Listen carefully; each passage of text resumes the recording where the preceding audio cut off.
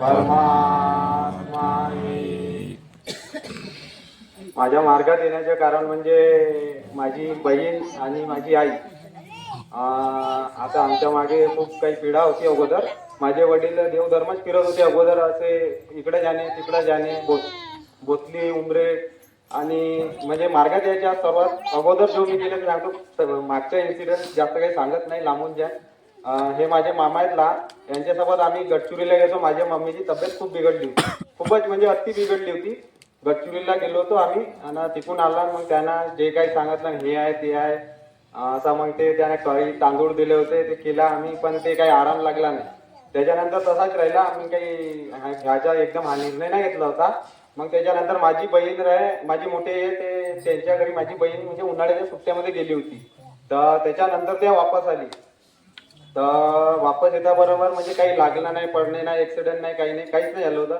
जशी घरी आली तशी 5 मिनिटामध्ये इथून हात आणि म्हणजे हे नेहमीचीच प्रॉब्लेम होती. आणि परीक्षा आली, जशी बोर्डाची 10वीची परीक्षा आली, हे पहिलेपासून चालू होता. पण ज्याच्यानंतर 12वीच्या परीक्षेला पण हे इथून सुजायचे आणि हे इथून म्हणजे ते लिहिता सुद्धा येत नव्हता, चिंदी बांधून लिहायला जात होते पेपरला.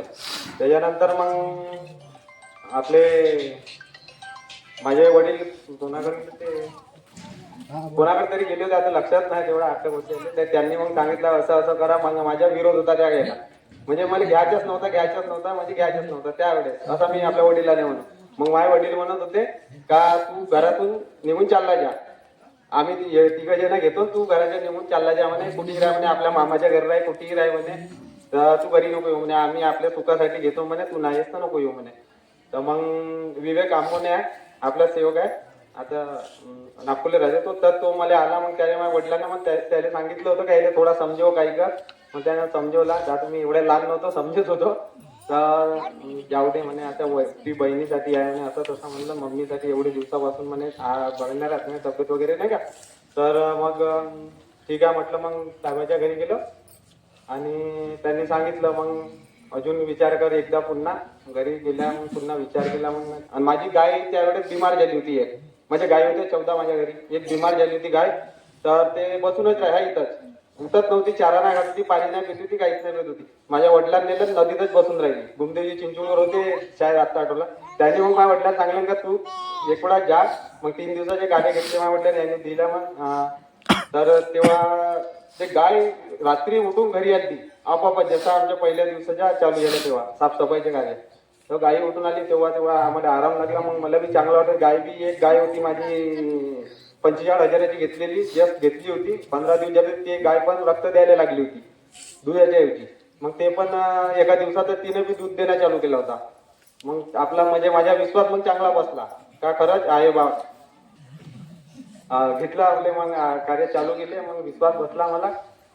आणि आता 42 दिवसाच्या कार्यामध्ये इन्सिडेंट सांगतो. म्हणजे जसे आपले 42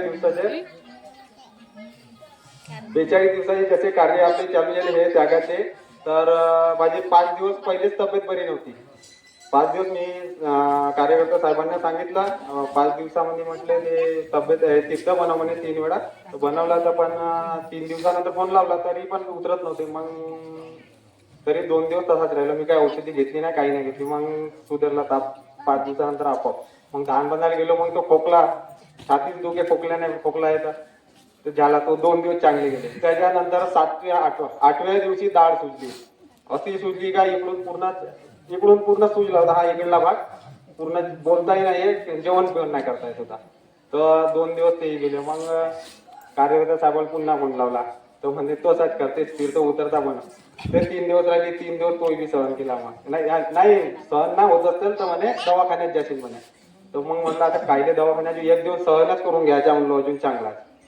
मग त्या दिवशी सहन केलं होतं. दुसऱ्या दिवशी तीर्थ बनवलं होतं त्याच दिवशी रात्री. तर दुसऱ्या दिवशी हळूहळू उतरली. मग त्या दिवशी थोडा त्रास झाला. त्याच्यानंतर मग 17, 18, 19व्या दिवशी ऍसिडिटी मला पहिलेच हा आहे. म्हणजे 5-6 वर्षापासून 2020 पासून खूपच ऍसिडिटी होते, कब्ज कॉन्स्टिपेशनची प्रॉब्लेम आहे. तर त्याच्यामध्ये औषधी नाही घेत आहे. तर मग ते खूपच ऍसिडिटी झाली. ऍसिडिटी ढकाऱ्या, रातभर झोप नाही, काही नाही. लवकर असा जसं काही बीपी लो झाली असा हांग पाय आपापच कापत होता. तर मग रात्री माझ्या पत्नीने मला लिंबू पाणी लिंबू पाणी बनवून दिला आणि त्याच्यामध्ये तो आपला नमक, काला नमक, लाहोरी नमक पाकिस्तानवाला, तर तो वाला दिला. मग थोडासा चांगला वाटला. आणि त्याच्यानंतर ओवा त्याच्यासाठी घेतला. मग चांगला वाटला नाही. 42 दिवसाचे कार्य माझे आता पूर्ण झाले. आता तब्येत वगैरे चांगलीच आहे, मग बिघडलीच नाही तब्येत. एवढे माझे अनुभव आहे 42 दिवसाच्या कार्यामध्ये. एवढे बोलून मी आपले 2 शब्द संपवतो. नमस्कार.